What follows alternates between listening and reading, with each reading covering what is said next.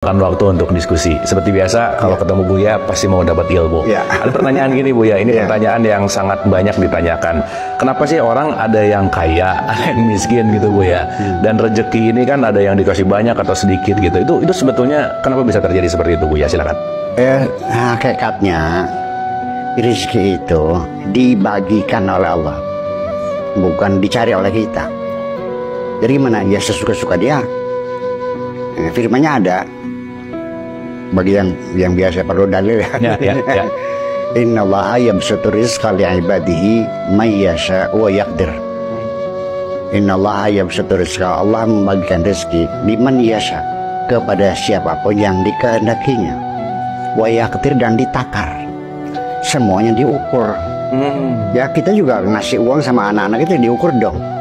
Kalau anak TK berapa kasihnya? Ya, nggak mungkin juta gitu. Paling 5.000. Ya kalau yang mahasiswa calon dokter berapa? Ya paling tidak kan 100.000 sehari. Itu kira-kira. Jadi artinya bahwa yang penting bukan bagaimana kita meminta rezeki kepada Allah. Malah saya menganjurkan sebaiknya lebih penting, sebelum Anda minta pada Allah, persiapkan dirimu bagaimana supaya layak diberi. Oke. Jadi intinya layak diberi gitu. Iya dong. Iya. Nanti kita nggak mencari juga, Allah kasih loh. Oke. Nah, semua yang jadi persoalan, orang diberi rezeki, tidak mencari rezeki. Nah, pertanyaannya adalah orang macam mana yang dicari rezeki itu? Tentunya ya orang yang punya inisiatif dong. Kalau orang nggak punya inisiatif, kalaupun duit ada nggak bakal dipakai. Ya pasti uang itu akan mencari orang yang punya inisiatif. Gitu. Nah, kalau misalnya kan ada sering nih di Quran tuh ada kata-kata mayasya gitu ya Bu ya. Yang Allah kehendaki gitu. Terus kebanyakan mindset tuh nunggu jadinya Bu ya. Ya udah nunggu dikehendaki Allah aja gitu kan, padahal kalau berkaitan gini kan gimana tuh? Ya memang iya. Di dunia ini tidak mungkin ada sesuatu terjadi tanpa kehendak Tuhan. Sehingga daun kering pun akan jatuh. Allah yang menentukan tanggal berapa, hari apa, bulan apa, jam berapa, menit ke berapa. Itu. Jadi artinya semua itu by framing semuanya itu. Dan tidak mungkin dong tanpa framing, tanpa skenario. Kalau tidak ada skenario, lalu ceritanya seperti apa? Mungkinkah kita semua itu beramai-ramai naik panggung, lalu perannya kita milih? Ya nggak bisa. Seorang sutradara yang menentukan, kamu jadi serinya, kamu jadi pembantunya, kamu jadi pasar gelapnya, kan gitu. Nah, nanti di penghujungnya siapa yang hebat? Bukan peran yang dimainkan, tapi orang yang bisa berakting dengan baik. Iya, jadi bukan bagaimana kita dapat peran yang sebagai raja. Yang penting bagaimana Anda bisa berperan dengan baik. How to be the best actor. Oke.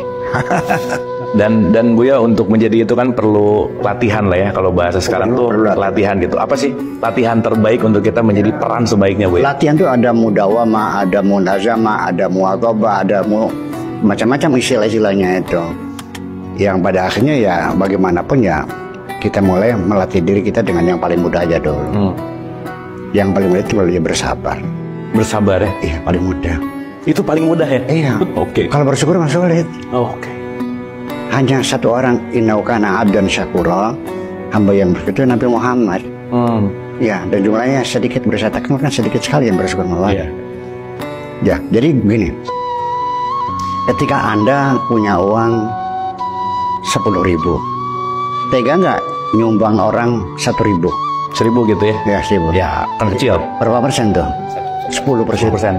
Kalau Anda punya uang 10 triliun, tega nggak nyumbang orang 1 triliun? Beda kan? Yang hebat jadi orang yang miskin apa yang kaya, yang dermawan tuh. Iya. Iya. Jadi tidak semudah itu. Oke.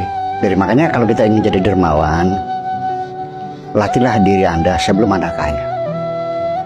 Bisanya serba aja dulu, membiasakan diri. Segala sesuatu kalau sudah terbiasa kita menjadi bisa kok. Nah makanya jadi ketika Allah melatih kita, memberi pelajaran kepada kita, jalani saja dulu. Musibah, bencana, kesulitan, tantangan, rintangan dan sebagainya, hadapi dulu dan selesaikan dulu. Itu Allah memberikan rintangan, hamba tentu sebagai pelajaran. Jadi bedanya apa sih belajar dari kehidupan dan belajar dari sekolah? Kalau kita belajar dari kehidupan, oleh Allah kita diuji dulu. setelah diuji kita mendapatkan pelajaran. Iya. Tapi kalau di sekolah kita belajar dulu, baru ujian. Baru di akhir tahun baru kita diuji gitu. Pilih mana ya sama aja sih, bolak-baliknya sama, yang penting belajar.